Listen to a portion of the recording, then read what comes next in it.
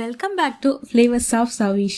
இன்னைக்கு நம்ம ஸ்ட்ரீட் சைடில் சாப்பிட்ட அதே டேஸ்ட்டில் ஸ்பைசியான சில்லி ஆம்லெட் தான் செய்ய போகிறோம். இதை நீங்கள் ஈவினிங் ஸ்நாக்காக மட்டும் இல்லாமல் டின்னராக கூட எடுத்துக்கலாம். அந்த அளவுக்கு டம்மி ஃபில்லிங்கான ஒரு ரெசிபி தான் இன்னைக்கு பார்க்க போகிறோம். வீடியோக்குள்ளே போகிறதுக்கு முன்னாடி இன்னும் நீங்கள் நம்ம ஃப்ளேவர்ஸ் ஆஃப் சவிஷை சப்ஸ்கிரைப் பண்ணலன்னா மறக்காமல் சப்ஸ்கிரைப் பண்ணி பெல் ஐக்கானையும் கிளிக் செஞ்சுக்கோங்க.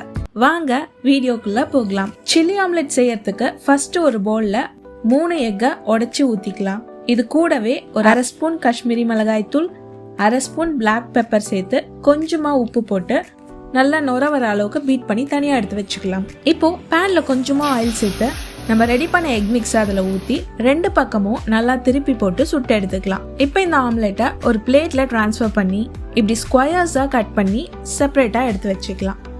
இப்போ ஒரு பவுலில் ஒரு 3 டேபிள் ஸ்பூன் மைதா, 2 table spoon cornflour, 1 spoon Kashmiri மிளகாய் தூள், 1/2 ஸ்பூன் பிளாக் பெப்பர், கொஞ்சமா சால்ட் அண்ட் வாட்டர் சேர்த்து இது திக்கான பேட்டரா மிக்ஸ் பண்ணி எடுத்துக்கலாம். இதுலயே நம்ம ஸ்கொயர்ஸா கட் பண்ணி வச்சிருக்க எக் எல்லாத்தையும் டிப் பண்ணி ஃபுல்லா கோட் ஆனதும் ஆயில போட்டு பேட்சா ஃப்ரை பண்ணி செப்பரேட்டா எடுத்து வச்சுக்கலாம். இப்போ ஒரு பேன்ல ஆயில் சேர்த்து பொடியா கட் பண்ணி வச்சிருக்க இஞ்சி பூண்டு சேர்த்து லைட்டா கலர் சேஞ்ச் ஆனதும் பச்சை மிளகாய் சேர்த்து இது கூடவே கியூப்ஸா கட் பண்ணி வச்சிருக்க ஆனியன், கேப்சிகம் அண்ட் தக்காளி எல்லாம் சேர்த்து நல்லா மிக்ஸ் பண்ணிக்கலாம்.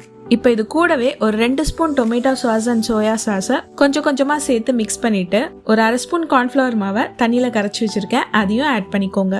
இப்போ ஃபைனலா ஃப்ரை பண்ணி வச்சிருக்க ஆம்லெட்டை இதுல ஆட் பண்ணி தேவையான அளவுக்கு உப்பு சேர்த்து ஒரு மிக்ஸ் கொடுத்து இறக்குனீங்கன்னா வேற லெவல் டேஸ்ட்ல ஒரு ஸ்பைசியான சில்லி ஆம்லெட் ரெடி. கண்டிப்பா இதை வீட்டில் ட்ரை பண்ணிட்டு எப்படி இருந்துச்சுன்னு கமெண்ட்ஸ்ல சொல்லுங்க.